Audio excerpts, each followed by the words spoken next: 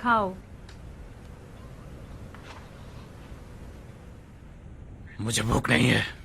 भूख नहीं है या भरोसा नहीं है? इसमें जहर नहीं है।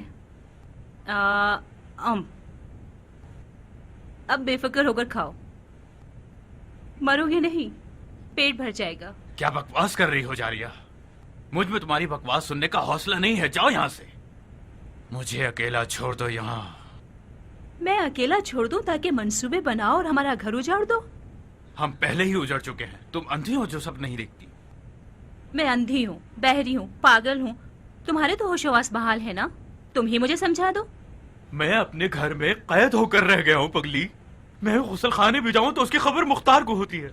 ये कोई छोटा अजाब है? इस घर से बेहतर तो कब्र होगी। ये सब तुम्हारा ही कसूर है। मैं कसूरवार हूँ या तुम?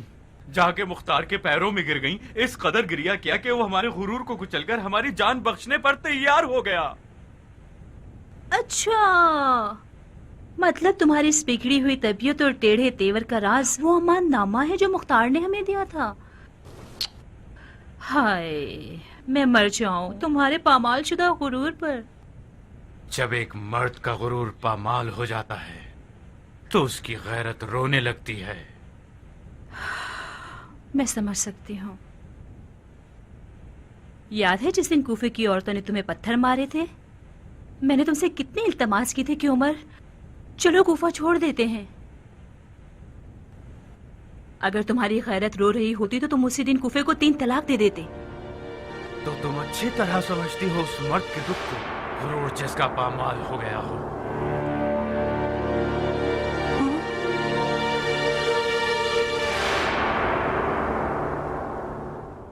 मैंने कुछ ऐसे पर वाले सफेद पोश लोग देखे जो आसमान से उतरे और शैतान की फौजों पर टूट पड़े और पलक झपकने में उन्हें मार भगाया। ये बकवासियात क्या मुख्तार का नया दावा है? एक शीरीं जबान शायर का कलाम है जो कूफे के हर गली कूचे के लोगों का विरदे जबान बन गया है। मुख्तार ने शेर के कहने वाले को बेहतरीन सिला भी दिया है। ये कज्जाब तो मकाम रसालत की लालच रखता है। ऐ काश मैं नेज़े के साए की शर्त न रखता। ये तो इराक के सूरज की धूप के नुकसानात में से है जो इंसान का दिमाग खराब कर देता है और अकल ठिकाने नहीं रहती। वरना ये तो हम सबको पता था कि मुख्तार को मोहलत देना एक बहुत बड़ी गलती है। क्या बात है हकीम, क्या ये पाँव ठीक भी होगा या मर जाने के बेटे के पैर की तरह हमेशा के लिए सड़ गया है? आप खुद देख सकते हैं, उस हैबतनाक और तपन वाले जख्म से अब सिर्फ एक मुख्तसर सी खराज बाकी रह गई है। वाकई घबराए मत, आंखें खोलकर अपने कादिम के मुआवजे को देखिए।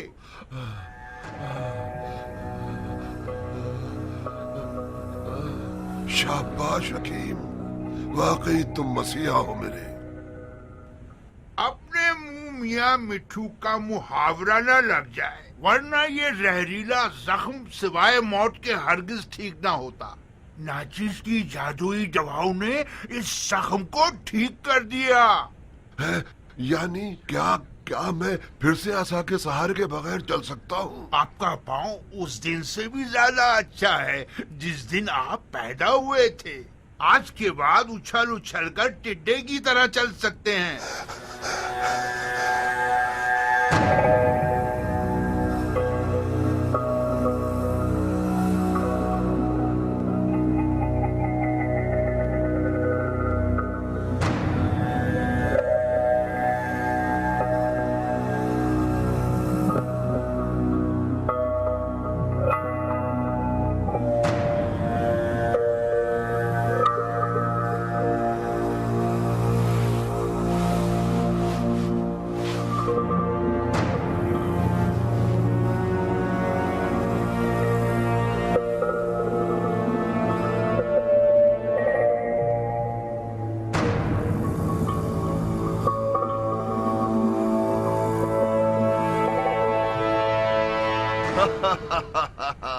देख रहे हो बिनशस, मैं एक अजम की तलवार के जख्म से निजात पा गया। खुदा का लाखों करोड़ों शुक्र है। शिमर के लिए ये बहुत शर्म की बात होती कि उसका पांव उससे पहले कब्र में चला जाता, वो भी एक अजम की तलवार की ज़रब से। ये पैर जब तक ईरानी कयान के सीने की फसलियों को न तोड़ दे, शिमर माफ नहीं करेगा। ईरानी कियान से इंतकाम लेने के लिए अभी काफी वक्त पड़ा है। शेम्र, तुम्हारे पांव के जख्म ने हम सबको परेशान कर रखा था। अब जबकि हम इसके शर से निजात पा चुके हैं तो अब वक्त ज़ाय नहीं करना चाहिए। मुख्तार के जासूस लम्हा ब लम्हा हमारे करीब आते जा रहे हैं। मैं तैयार हूं। तमाम साथियों को बाखबर कर दो। आज ही रात हम कूफा से चले जाएंगे। मेरे पास मुख्तार की तरह पर वाले कासिद नहीं हैं जो फौरन पैगाम पहुंचा दें। आज रात तो नहीं जनाब शिमर, कम से कम एक दिन का वक्त मुझे दरकार है कि तमाम साथियों को मुत्तला कर सकूं। मगर बहुत तेजी से काम लेना। तुम जानते हो कि मुख्तार एक जबरदस्त शिकारी है। बहुत खूब जनाब हकीम, वादा पूरा करूं? यह कबूल कीजिए। आपका ये एहसान किस हवाले से है? आपके इलाज का आखिरी हक ज़हमत है।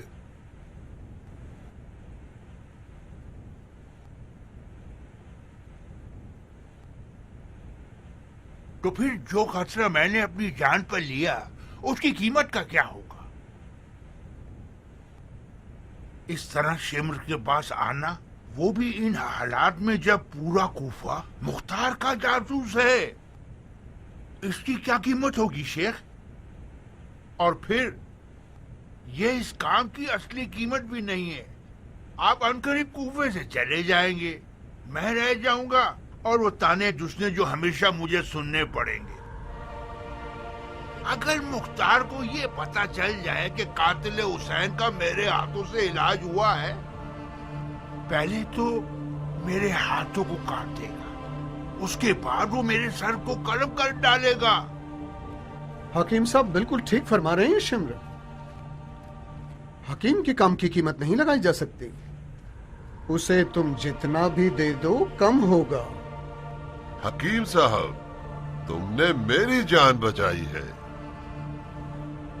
ये कोई छोटी खिदमत नहीं है, और मैं भी कोई अंधा आदमी नहीं हूं जो खिदमत गुजारों की कदर ना करूं। आप मेरे इलाज के बदले में मेरी जान तो नहीं मांग रहे, मांगते हैं क्या? ये आप क्या कह रहे हैं शेख? मुझे अगर आपकी जान लेनी हो तो मैं आपका इलाज क्यों करता? कितना चाहते हो? आप अपनी सखावत से जितना भी दे दें, ये कीमत आप खुद मुअय्यन कर दें। ठीक है। इस घर के सरदाब में इतने सोने के सिक्के मौजूद हैं कि हम मुख्तार के खिलाफ पूरा एक लश्कर तैयार कर सकते हैं। चलो हकीम।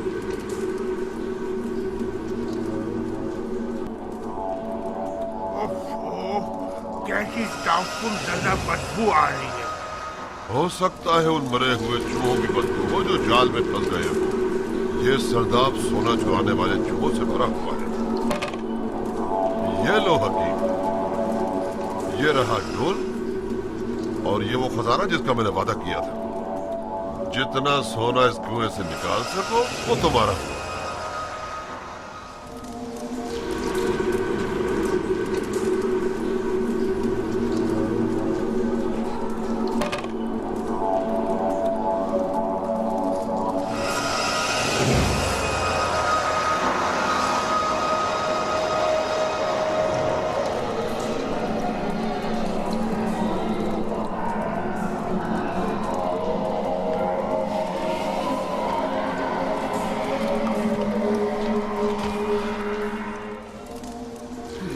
मकबरा है फिरौनों का।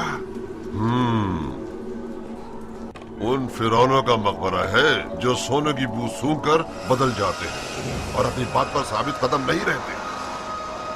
वही सोने की सिक्कों की थैली काफी है मेरे लिए जनाब। मुझे डर लग रहा है, मैं चलता हूँ। कहाँ चले तबीब साहब? तुम पैसों की लालच रखते थे, मर्द बनो, अपनी बात पर कायम रहो ना। मुझे कुछ नहीं चाहिए जनाब शिम्र। मैं इस रकम को भी वापस देने को तैयार हूँ जो आपने मेरी मेहनत के मुझे दिए थे। ये रकम तुम्हारी मीरास खाने वालों के लिए है हकीम। शिम्र यतीमों का माल नहीं खाता।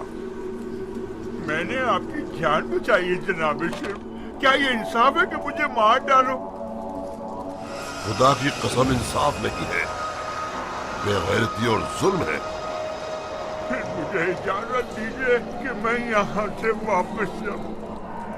अपना जुर्म तो सुन लो इब्ने अशस, तुम्हारा इल्म कानून से काफी ताल्लुक है। जुर्म हकीम बताओ ताकि वो जान ले कि शिम्र एक इंसाफ पसंद शख्स है। हकीम ने अपने गुमान में ये सोच लिया था कि शिम्र एक मीठा आदमी है, लिहाजा खामोश रहने और इलाज करने के बदले इससे बड़ा मुतालबा किया जा सकता है। जब इसे अच्छी तरह से निचोड़ लेगा तो बकाया हिस्सा एक बड़ी कीमत के बदले मुख्तार के हवाले कर देगा।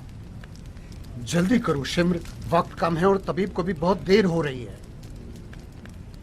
मैंने सुना था कि तबीब हजरात मुर्दे और मौत को देखने से नहीं डरते। डरो मत तबीब, डरो मत, ज्यादा देर नहीं लगेगी। रहम करो।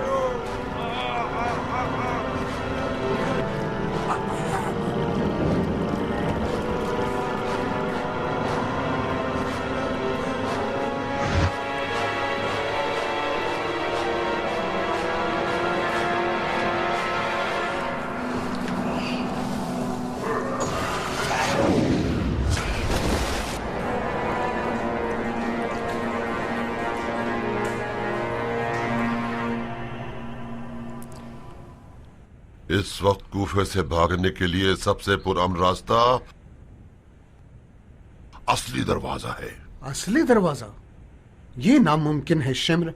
सिवाय शर्तों के चारों तरफ ऐसे जासूस हैं जो आम लोगों के लिबास में हैं और कड़ी नजर रखते हैं। हम कच्चे रास्ते से क्यों ना जाएं? कूफे के कच्चे रास्ते में ज्ञान जैसा एक शिकारी जाल बिछाकर बैठा हुआ है और अपने शिकार के इंतजार में है। मैं कूफे के कच्चे रास्ते के चप्पे चप्पे से बखूबी वाकिफ हूँ। मुझे एक ऐसा रास्ता पता है जो किसी के वहम गुमान में भी ना होगा। मुख्तार के आदमी भी इसी भरोसे में हैं। वो समझते हैं कि हम खुफिया रास्तों से भागेंगे। हमें दुश्मन की सोच के खिलाफ चलना होगा। वो लोग सोच भी नहीं सकते कि हम लोग असली दरवाजे से भागेंगे।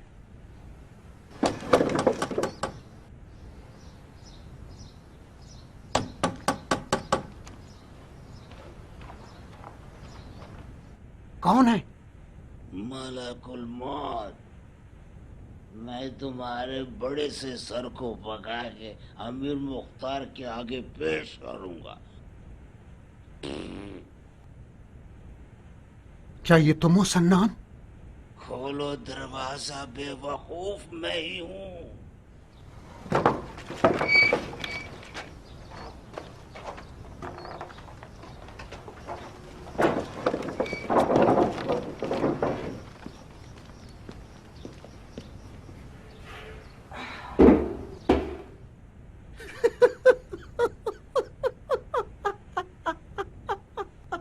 ये कैसा हुलिया बना रखा है?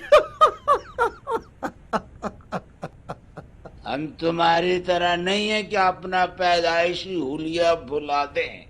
ये हुलिया बनाया इसलिए कि अपनी असली हालत पे आ जाएं। जब तुम लोग आ रहे थे तो किसी ने तुम्हारा पीछा तो नहीं किया? इस हुलिये से किसी का कोई सरोकार नहीं है शिम्र। शर्त लगा सकता हूँ मुख्तार भी हमें देख लेता तो ना पहचानता। इन्हीं खुशफहमियों से हमने अपने आप को धोखा दिया और आज ये दिन देखना पड़ रहा है हमें। मुख्तार से कुछ बाद नहीं कि उसने तुम लोगों के शिकार पर अबाबील को मुकर्रर कर दिया हो। ये तुम शक के लहजे में क्यों बात कर रहे हो गधे कहीं के?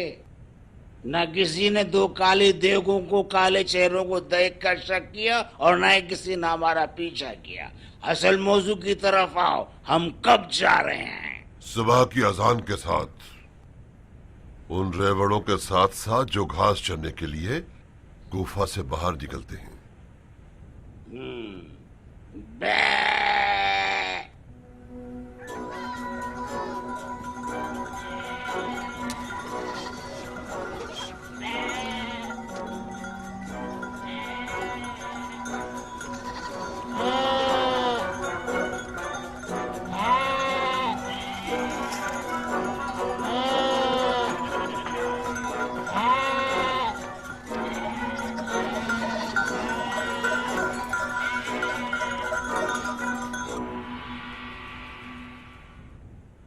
देखो उमर, मुख्तार ने पिछली हंगामा आराई के बाद अपने तमाम तर अहदनामे खत्म कर दिए हैं। छोटे और बड़े किसी पर रहम नहीं करता। इससे पहले कि देर हो जाए कुछ अपनी फिक्र करो। मैं उसके खिलाफ हंगामा आराई में शरीक ही नहीं था।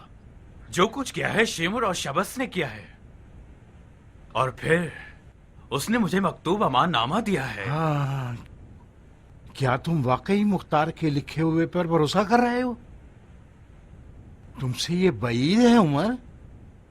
तार उस अमाननामे के जरिए अपने सबसे बड़े दुश्मन में से एक को मैदान से दूर करना चाहता था, जो उसने कर लिया। बिला तकल्लुफ एक बात कहूं उमर, तुम अपनी बीवी के धोखे में आ गए हो।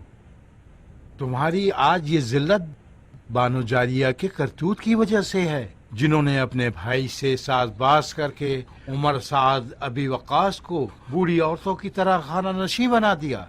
अगर तुम मैदान में उतर आते तो मुख्तार का क़याम हरगिज कामयाब ना हो पाता। मुख्तार से बईद नहीं कि उसने किराए पर तुम्हें मेरे पास भेजा ताकि मुझे वसवसे करके शर्त तुड़वा दे। मैं क्या बेवकूफ हूं? मैं बाजी मुख्तार के हाथ में हरगिज नहीं दूंगा।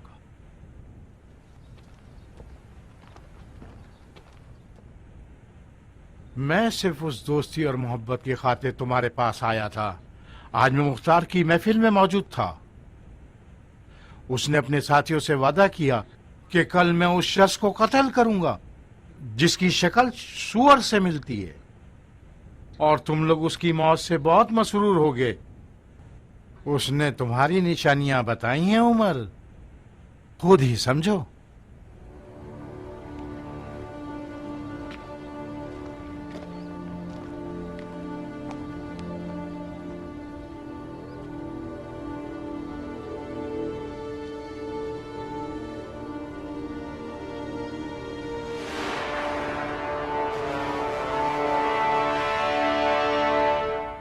कहाँ चले उमर?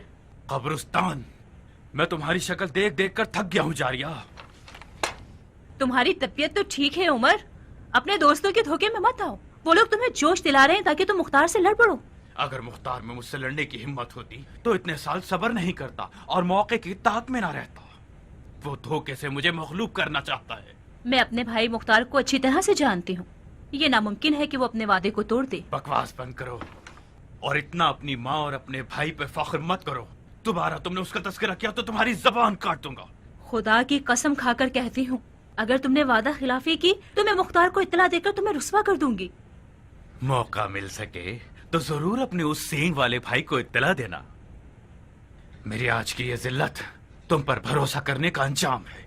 तुम उस चाल का मजेदार निवाला हो जिसे मुख्तार ने मेरे लिए बिछाया है। तुम होश में तो हो उमर, ये क्या फजूलियात हैं? तुम्हारी और मुख्तार की जात एक ही है। तुम दोनों सरदारी और इख्तिदार के आशिक हो। तुम लोगों पर भरोसा करना हिमाकत है। तुमसे मेरी जवानी का इश्क आज शदीद नफरत में बदल गया है। मुझे भी काफी अरसे से एक सच बेचैन कर रहा है जो मैं बोलना चाहती थी। तुम कभी भी मेरे आशिक नहीं थे उमर। तुमने मुझे इसलिए शिकार किया ताकि मुख्तार को शिकार कर सको। जैसे का बदला वैसे ही दिया है मैंने। तुम भी तो मेरे इख्तिदार और शोहरत की आशिक थी। मेरी आशिक कभी ना थी। तुम उम्र साद की बीवी बनना चाहती थी ताकि अरब औरतों की सरदार बन सको। मैं अंधी थी उमर, मुझे अंदाजा नहीं था कि मैं किस जमीन में बीज बो रही हूँ। अब रहने दो जारिया। हम जितनी भी बातें करेंगे उतनी ही बात बिगड़ती जाएगी। तुम मलका बनने की आशिक थी और मैं अपने रकीब को कुचलने का आशिक था। मैं मानता हूँ कि हमने काफी खतरनाक खेल खेला। इसकी सजा भी मिलकर भुगत लेते हैं। ये क्या कर रहे हो उमर?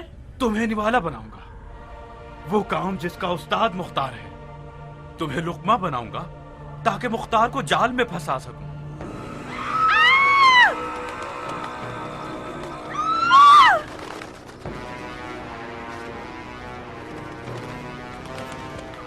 बच्चे, अरे कनीज़ो, मेरे बच्चे कहाँ हैं?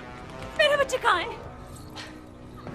मेरे बच्चे कहाँ हैं? मैं पूछती हूँ, मेरे बच्चे कहाँ हैं? बच्चों को उनके मामू के डर से अपने कबीले में भिजवा दिया है ताकि मश्क करें, मश्क इंतकाम।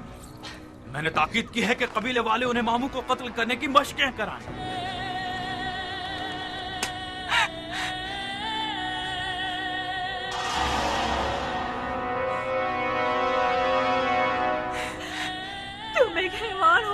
ये शख्स। एक सरदार के लिए हमेशा जीत ही सब कुछ होती है चारिया। अब तुम मेरे लिए एक दुश्मन की हैसियत रखते हो। इस बागी औरत को घर के सरदाब में कैद कर दो और मुंतजिर रहो जब तक मेरा पैगाम आए।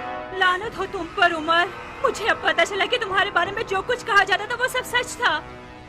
मुझे अब समझ में आया कि तुमने हुसैन के घर वालों के साथ क्या किया होगा। मैं तमन्ना करती हूँ कि जिंदा रहूं और तुम्हारी मौत पर नाचूं, खुशी के कपड़े पहन के हर हर। ये तमन्ना तुम्हारे साथ कब्र में जाएगी।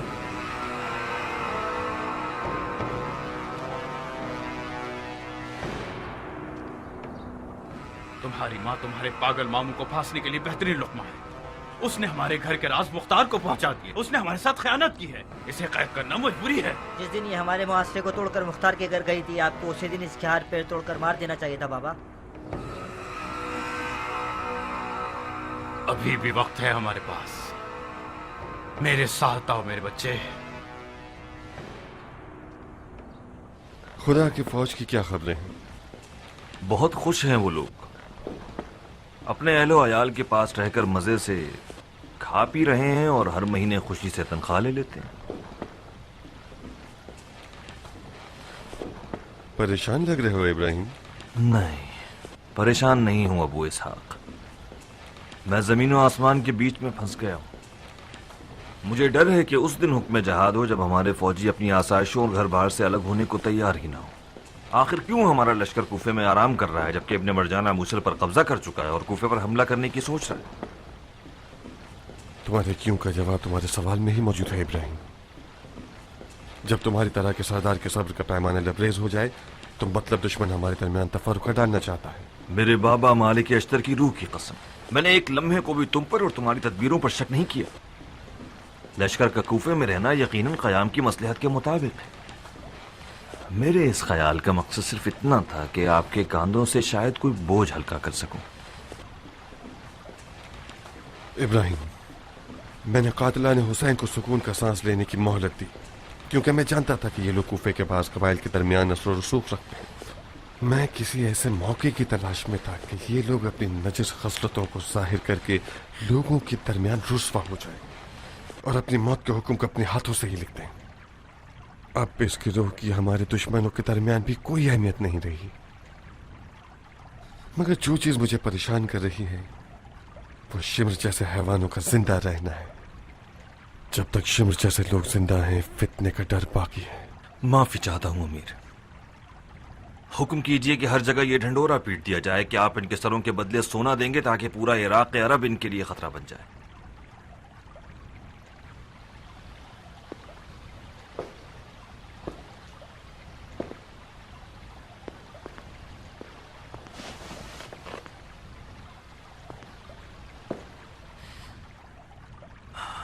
अगर अमीर को बुरा न लगे और बेजा दखलंदाजी ना कहलाए तो मैं भरपूर तरीके से मैदान में आकर फितने की जड़ें काटने को तैयार हूं। नहीं इब्राहिम, बेहतर यह होगा कि तुम सबसे बड़े फितने की तरफ जाओ। खुदा गवाह है कि मैं सबसे ज्यादा मरजाना की बेटे से लड़ने की तमन्ना रखता हूं, मगर क्या करूं कि इस वक्त हुकूमत में जकड़ा हुआ हूं और मुझे यहीं रुककर हुकूमती मामला देखने होंगे। ये लो, ये इब्ने मरजाना से जहाद का हुक्म है।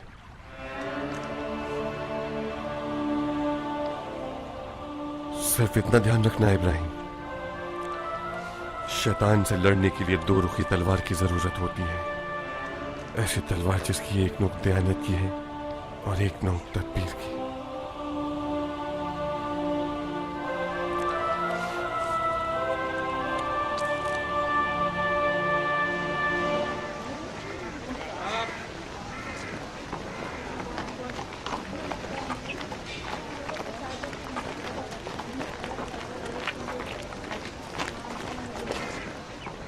ले जाओ इसे। मेरा गधा, मेरा गधा, मेरा गधा। चलो। मेरे गधे को मारना मत। चलो। मेरे गधे को खाना मत। तुम्हें और तुम्हारे गधे को एक साथ तो नहीं ले जा सकते। इसके गधे का ख्याल रखो जब तक फैसला ना हो जाए। चलो।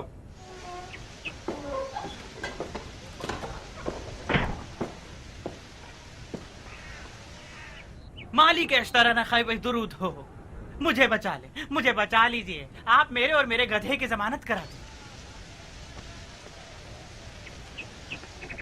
अहलन व सहलन सरदार। अहलन इब्ने कामिल, अहलन। मुजरिमों में से है क्या? शिम्र का गुलाम है और रुस्तम कहलाता है, ईरानी है। सुना है करबला में लकड़ी से उम्मे वहाब के सर पर मारकर इसने शेर दिल खातून को शहीद किया था। उफ मेरे खुदाया, क्या तुम वहां थे?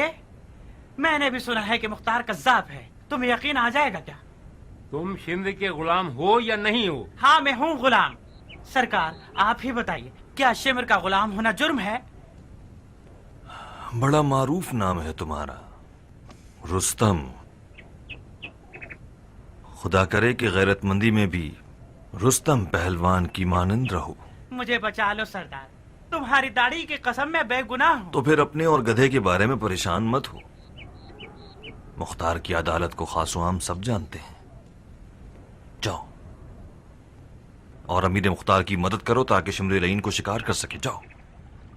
रुस्तम एक शिम्र नामी देव का गुलाम था जो उसकी इजाजत के बगैर पेशाब करने की जुर्रत नहीं रखता था। मुझ पर हमाम जाना हराम था। सालों साल हमाम नहीं देखा मैंने। मैं मजबूर था कि मिट्टी से तहारत करूं और कच्ची जमीन पर ही सो जाऊं। कुत्तों का बचा हुआ खाना मिलता था। मैं तो मजबूरन शिम्र का गुलाम बना। मैं तो उसकी इताअत करने पे मजबूर था। रुस्तम एक चूटी को मारने के भी खिलाफ है। इंसान को कैसे मार सकता है? तुम्हारी फरियाद खत्म हो गई? जी मैं चुप हो गया। वाकईन तुम्हारा नाम रुस्तम है? नहीं जनाब, आपके खादिम का नाम फिशंग है। शिमर मलून मुझे रुस्तम पुकारता था और मेरे गधे को रख्श।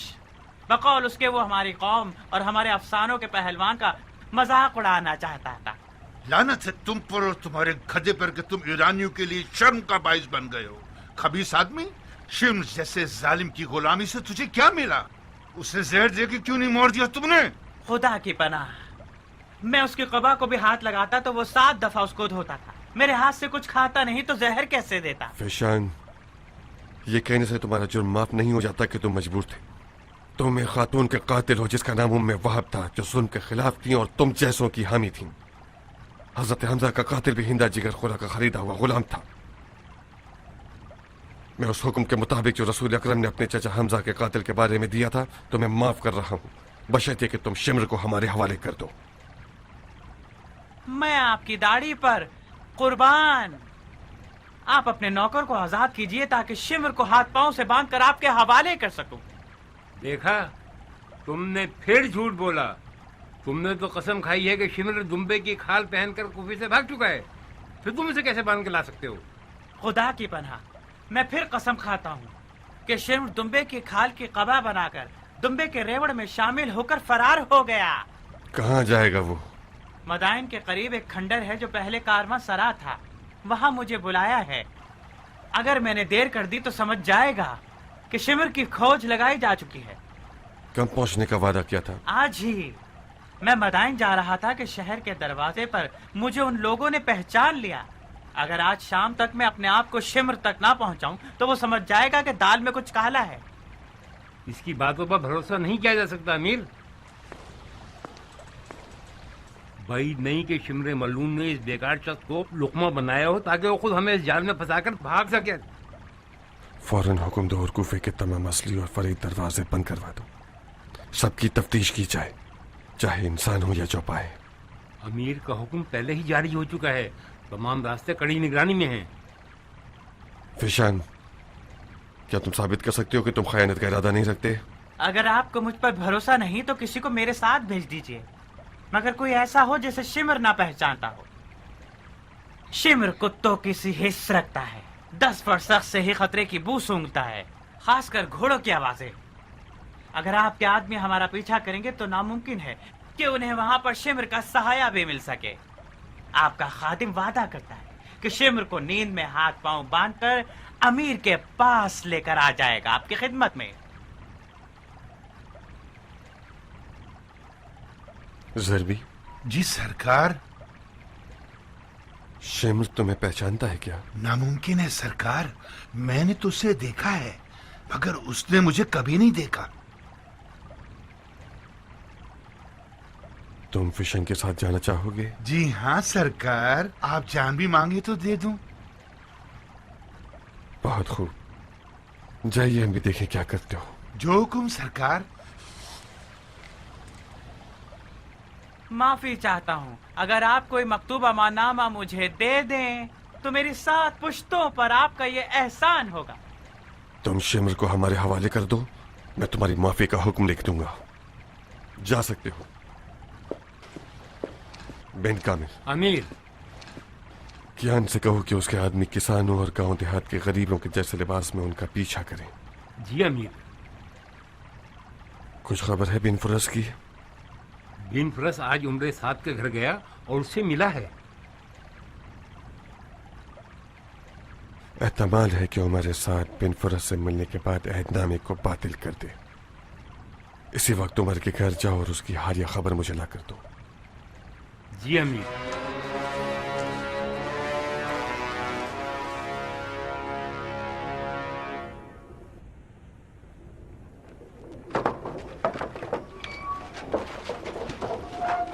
तुम्हारा मालिक कहाँ है? मेरा मालिक घर पे नहीं है सरदार। कहाँ गया है वो? अपने खानदान वालों से मिलने गए। ताज्जुब है, लगता है घर में बैठे रहने से उम्रे साथ दिख गया है और हवा खाने गया है।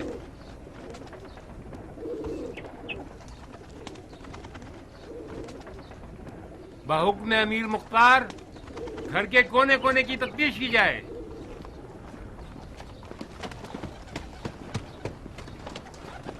रहम कीजिए सरदार, अगर मालिक को इन सब बातों का पता चल गया तो वो हम सबको जिंदा दफना देगा। घर की मालकिन कहाँ है औरत? सब गए हुए हैं, मालिक, मालकन, बच्चे। ये घर शुल्कों की कड़ी निगरानी में है। जो भी इस घर में आता जाता है उन सब की तफसील मुझे पता है। तुम्हारा मालिक कैसे गया है कि किसी ने उसको नहीं देखा? खुदा की कसम हम बेकसूर हैं। क्या इस घर का कोई खुफिया रास्ता भी है? इस दरवाजे के अलावा पीछे का एक रास्ता है। सरदार, कोई भी घर में नहीं है। ये लोग सच कह रहे हैं सरदार, उमर भाग निकला है। मान गया तदबीर अमीर मुख्तार को। कैसे उस चूहे को उसके सुराख से बाहर निकाला है। उमर ने अपनी इस हरकत के साथ अमाननामे की शर्त को बातिल कर दिया और अपनी मौत का हुक्म खुद ही लिख दिया है। कुछ अफराद यहाँ रुक जाएं और हालात पर कड़ी नजर रखें। चलें।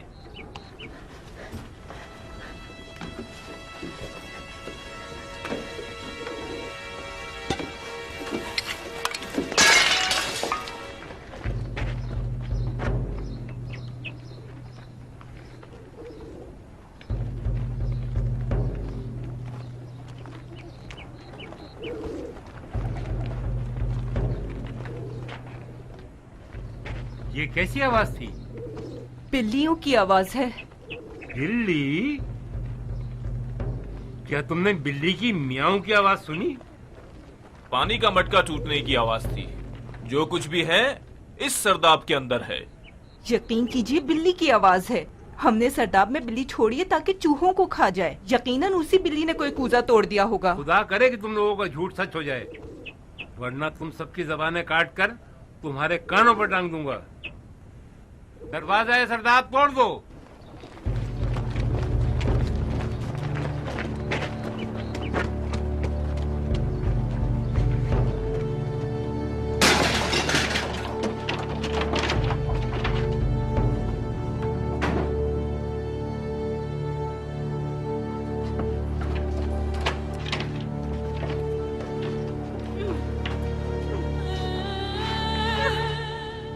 उमर भाग गया है। उमर भाग गया है।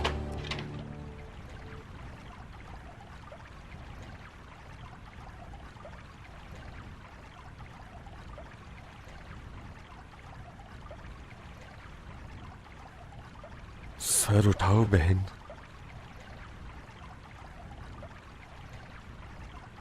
मुझे देखो। सालों से बहनों वाली नजरें देखने को तरस गया हूं। मैं बहुत शर्मिंदा हूँ भाई।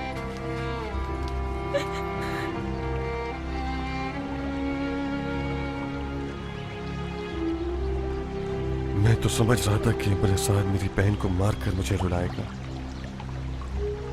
ये जो तुम जिंदा रह गई हो यही काफी है। मैं सालों तक एक झूठे इश्क की हवस की आग में असीर रही हूँ। मैं अंधी थी, ये न समझ सकी कि शैतान से रिश्ता जोड़ लिया है।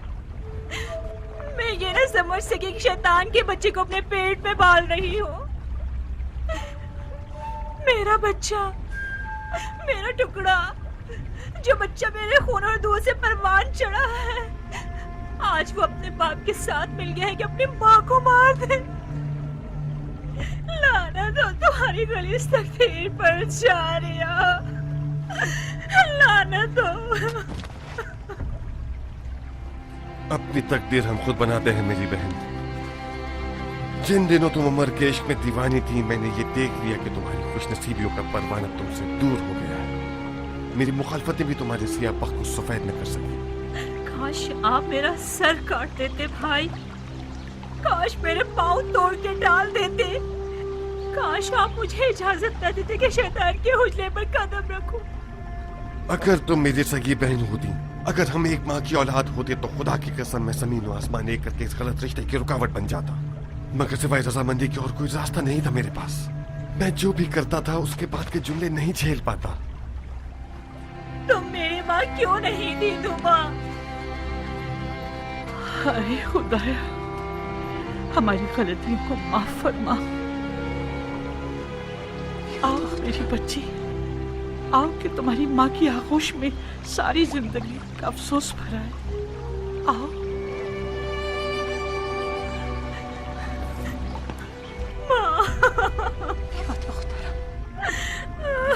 मुझे नहीं पता, शायद मैं ही कसूरवार हूँ कि मैंने हमेशा अपनी सौकन की बच्ची की नजर से तुम्हें देखा।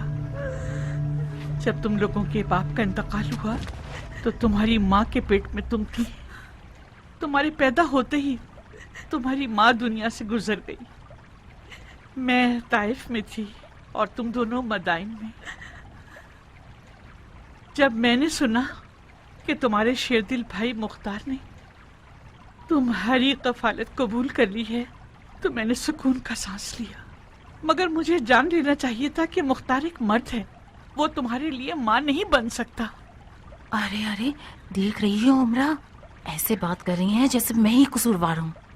अपना दिल मैला मत करो नारिया, तुम माँ अपने आप को मलामत कर रही हैं। तुमसे क्या वास्ता? अभी देखना, सारे का सारा जुर्म मुझ बदनसीब के सर पर डाल देंगे। हाय खुदाया, तू तो जानता है ना, तूने देखा कि मैंने इस लड़की के हक में ममता दिखाई है। जिन दिनों उमर के इश्क में इसकी जान खेल उठी थी और गश खाकर गिर जाती थी, वो भूल गई है। अम्मा। हाँ मेरे लाल। सालों पहले दुश्मन ने गैर मरे खंजर से हमारे जिस्म के एक टुकड़े को हमसे जुदा कर दिया था। अब जबकि हक हकदार को पहुंच गया और हमारे जिस्म का टुकड़ा एक नापाक सूअर के चुंगल से नजात पा गया है, जाइए और सालों साल की दूरी के जख्म पर मरहम रखिए।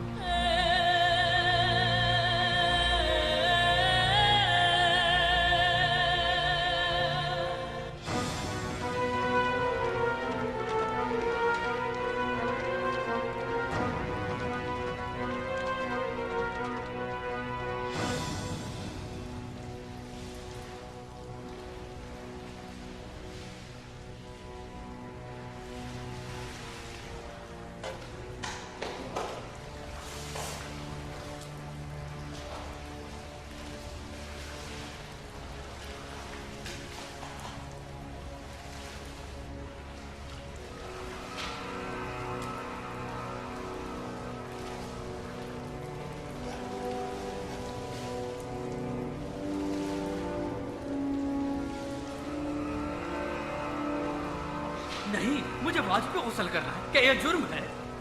बाबा जान, आप जानते हैं हम क्या कर रहे हैं? हाँ मेरे बच्चे, हमें नहाना है। इन हालात में नहाना ठीक रहेगा? हालात? कैसे हालात? ठीक है, सब ठीक है। मुख्तार ने यह नहीं किया कि मैं वाजिब काम छोड़ूं। मुझे वाजिब गुस्ल करना है मेरे बेटे। नहाने के बाद हम कुछ हल्के हो जाएंगे और मजीद बेहतर सोच सकते हैं। अस्सलाम वालेकुम। वालेकुम अस्सलाम।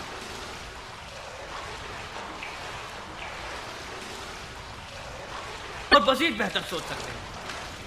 अस्सलाम वालेकुम। वालेकुम अस्सलाम।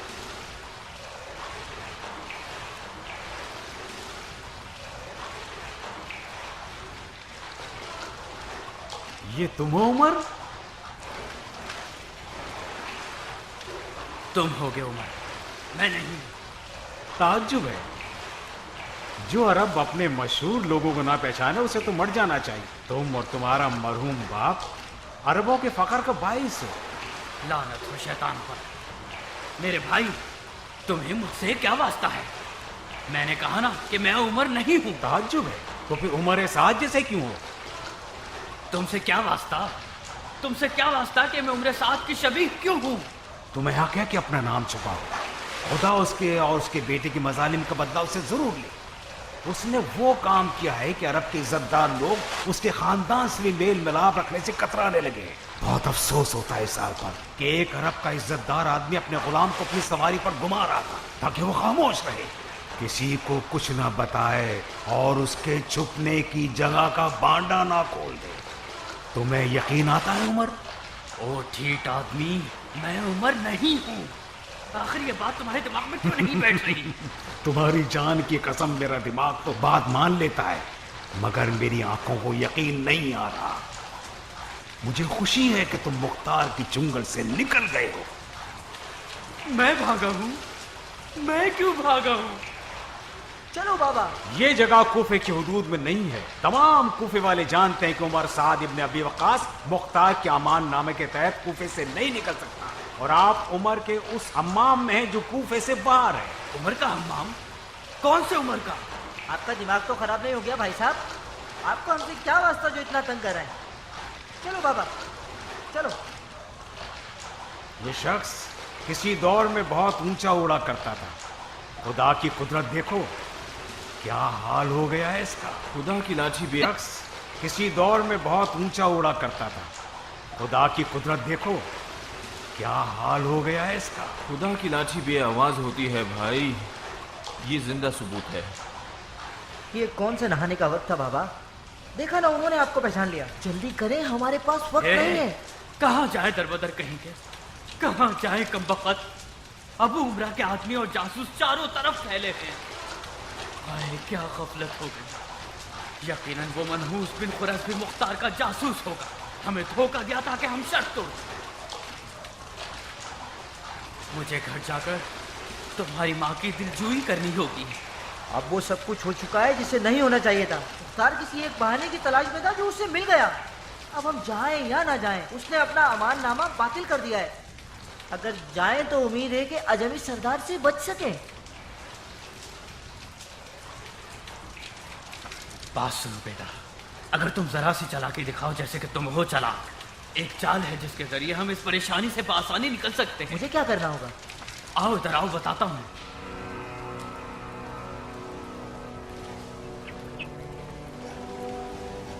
किधर?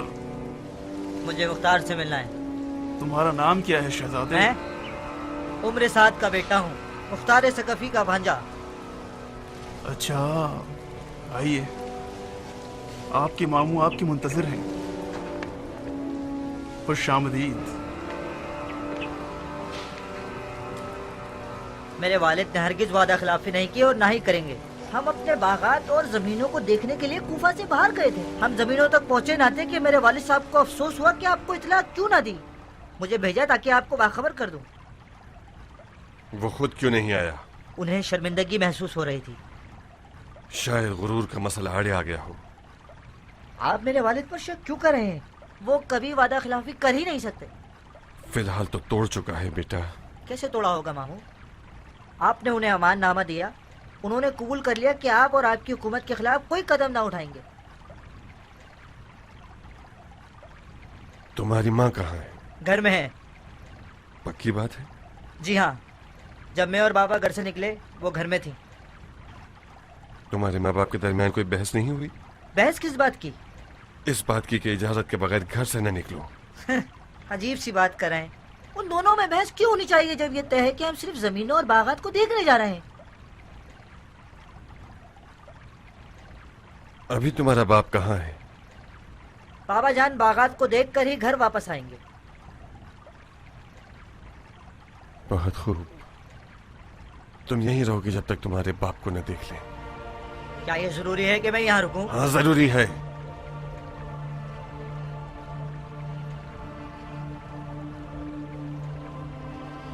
बिन कामिल।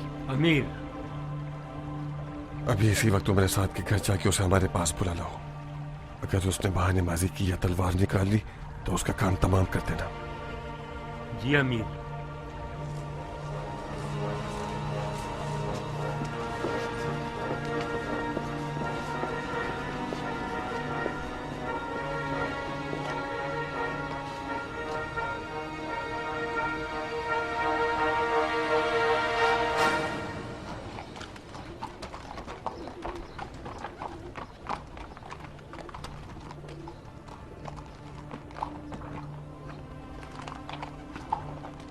अबू हारिस!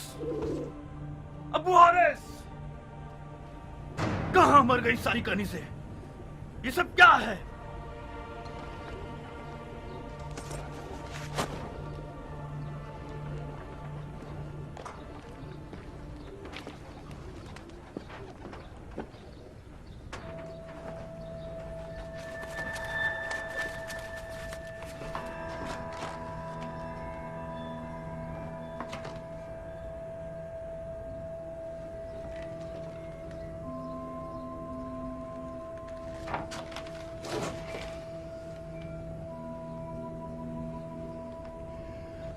इस आस्तीन के सांप ने बिलाखिर अपना जहर उगल दिया।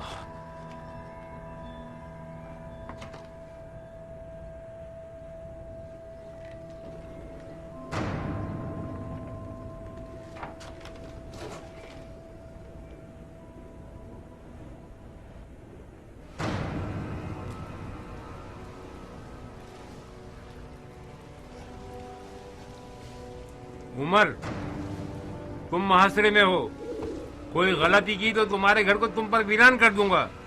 बेहतर होगा कि तलवार फेंक दो और अपने आप को हमारे हवाले कर दो।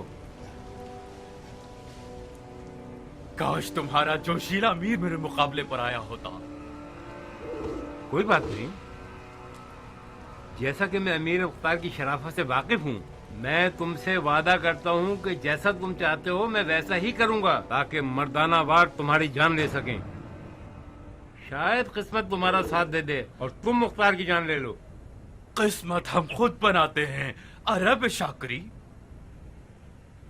मैंने जिस दिन अपनी तलवार को पहचाना है उस दिन मैं जान गया कि यह खूंखार हथियार मेरी तकदीर बन सकता है। मुख्तार ने भी इसी तलवार के बल पर आज खून के बिस्तर पर टेक लगा रखी है। मैं मुख्तार को अच्छी तरह जानता हूं।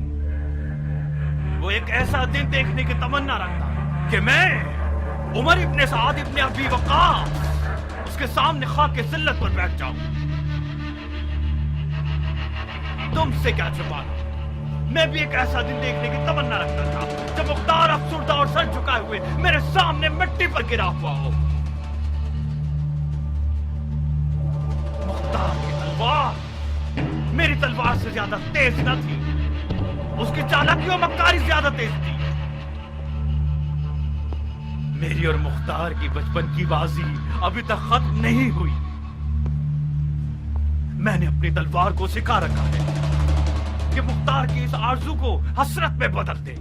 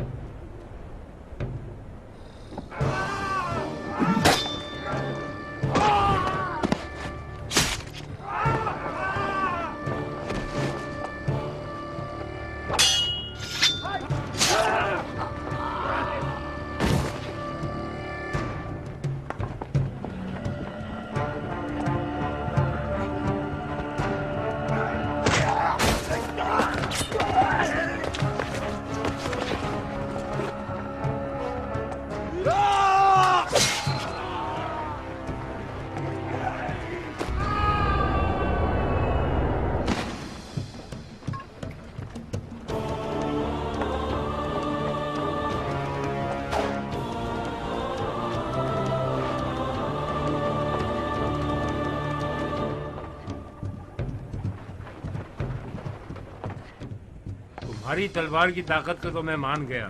अगर तुम हिमाकत न करते तो तुम्हारी और मुख्तार की जंग देखने वाली होती। तुम जो मुख्तार के हाथों के पले हुए हो, आगे बढ़ो, इन बेचारों का खून क्यों जाया करते हो? कोई बीच में ना आए।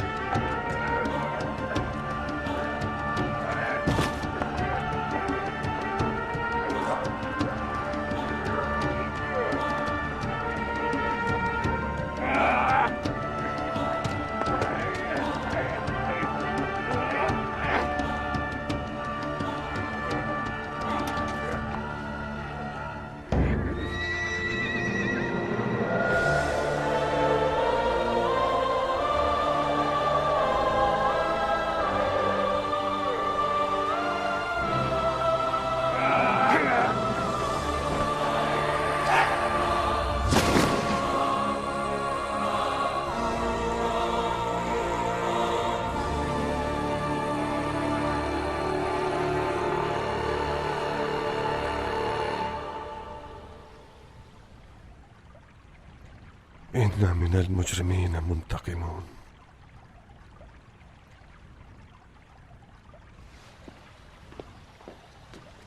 तुम्हारे हाथ कट जाए मुख्तार। तुम और तुम्हारी चालबाज बहन ने मेरे बाप को धोखा देकर खाना नशीन बना दिया। अगर वो तुम्हारे झूठे अमाननामे पर भरोसा ना करते और मैदान में उतर आते तो आज तुम्हारा सर इस तश्त में होता।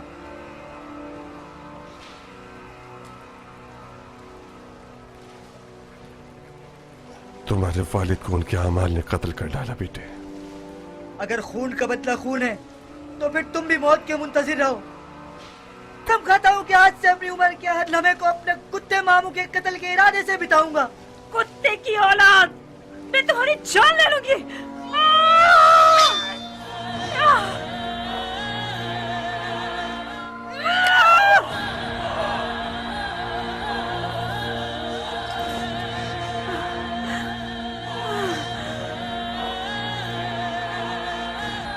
मैंने कसम खाई थी कि तुम दोनों के सुल्ह में खुशी के कपड़े पहनकर हिलहिला करूंगी।